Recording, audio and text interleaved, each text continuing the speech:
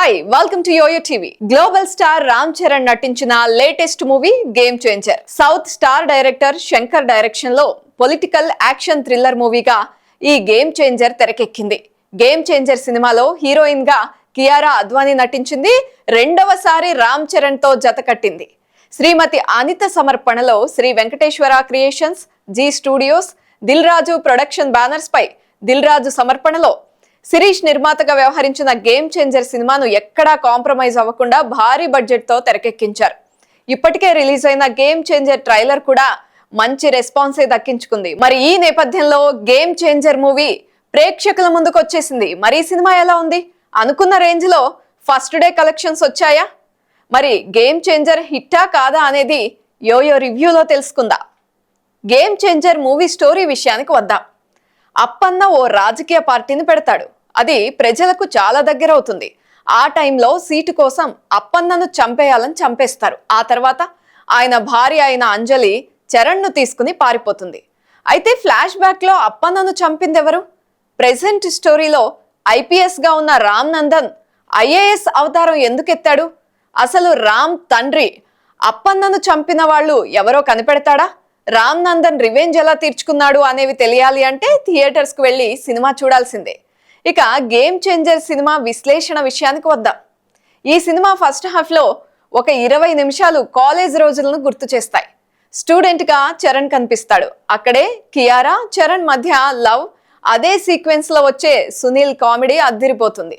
ఆ తర్వాత చరణ్ ఐపీఎస్ అవ్వడం, మళ్ళీ ఐఏఎస్ గా అవతారం ఎత్తడం జరిగిపోతాయి. అప్పుడే ఒక ఇంటర్వెల్. ఆ తర్వాత నుండి అసలు సినిమా ఉంటుంది. అప్పటి వరకు ఒక క్లాస్ పొలిటికల్ డ్రామాగా ఉన్న స్టోరీ ఫ్లాష్ బ్యాక్ లోకి ఎంటర్ అవ్వగానే 90ల్లో రాజకీయాల్లోకి మనల్ని తీసుకెళ్తాయి. ఈ జనరేషన్ వాళ్లకు అప్పట్లో పాలిటిక్స్ ఎలా ఉండేవో ఈ సినిమాలో డైరెక్టర్ శంకర్ కళ్లకు కట్టినట్లుగా చూపించారు. అప్పన్న ఫ్లాష్ బ్యాక్ ఎపిసోడ్ చాలా హైలైట్ అవుతుంది. అంజలి ఎమోషనల్ ఎపిసోడ్ కూడా హైలైటే. కొన్ని కీలక సన్నివేశాలు సర్ప్రైజింగ్ గా అనిపిస్తాయి. ఇక ఇంటర్వెల్ బ్లాక్ సినిమా రేంజ్ ని మరో స్థాయికి తీసుకువెళ్తుంది. హెలికాప్టర్ ఫైట్ సీన్స్, ఐఏఎస్ అయిన తర్వాత ప్రభుత్వ ఆఫీస్ వద్ద వచ్చే ఫైట్ మాస్ ఆడియన్స్ కి మంచి ఫీస్టే ఇస్తాయి. మాస్ ఎలిమెంట్స్ కూడా ఈ సినిమాలో చాలా గట్టిగా ఉన్నాయని చెప్పాలి. పాటలు విజువల్ గా మెప్పిస్తాయి. మనం ఈ సినిమా గురించి మాట్లాడేటప్పుడు ఖచ్చితంగా మ్యూజిక్ గురించి మాట్లాడుకోవాలి. తమన్ అందించిన బ్యాక్గ్రౌండ్ స్కోర్ అదిరిపోయింది. బుర్రా సాయి మాధవ్ రాసిన డైలాగులు కూడా బాగా పేలాయి. తిరు సినిమాటోగ్రఫీ అదిరిపోయింది. మొత్తానికి సంక్రాంతి రేస్ లో గేమ్ చేంజర్ తనదైన ముద్ర వేయడం ఖాయం. నటీనటుల విషయానికి వద్దాం. రామ్ చరణ్ అప్పన్నగా, రామ్ నందన్ పాత్రలో ఎంతో అద్భుతంగా నటించారు.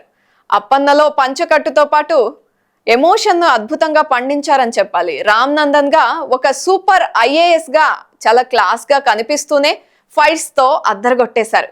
ఇక కియారా అద్వానీ అందం, యాక్టింగ్ తో అదరగొట్టేలా చేసింది. మన తెలుగు అమ్మాయి అంజలి చాలా రోజుల నుండి హిట్ కోసం ఎదురు చూస్తోంది. తనకు మంచి క్యారెక్టరే పడింది ఈ సినిమాలో. మరి ఈ సినిమాతో ఆమెకు వరుస ఆఫర్లు రావడం ఖాయమనే అనుకోవాలి. విలన్ ఎస్జే సూర్య కూడా హీరోకి ఎక్కడా తగ్గకుండా నటించాడు. శ్రీకాంత్, సుశాంత్, సునీల్, నవీన్ చంద్ర, నాజర్, సుబ్బరాజు, రాజీవ్ కనకాల, సముద్రఖని, ప్రకాష్ రాజ్, శుభలేఖ సుధాకర్, రావు రమేష్లతో పాటు ఇతర నటీనటులు కూడా తమ పాత్రల మేరకు నటించి మెప్పించారు.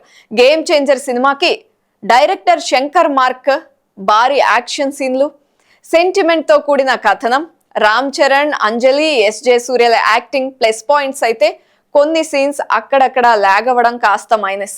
మొత్తంగా గేమ్ చేంజర్ అన్ని వర్గాల వారిని అలరిస్తుంది. అంతేకాదు ఆడియన్స్ ను సీట్ ఎడ్జ్ థ్రిల్లర్ గా మెప్పిస్తుంది అనడంలో ఎటువంటి డౌటు లేదు.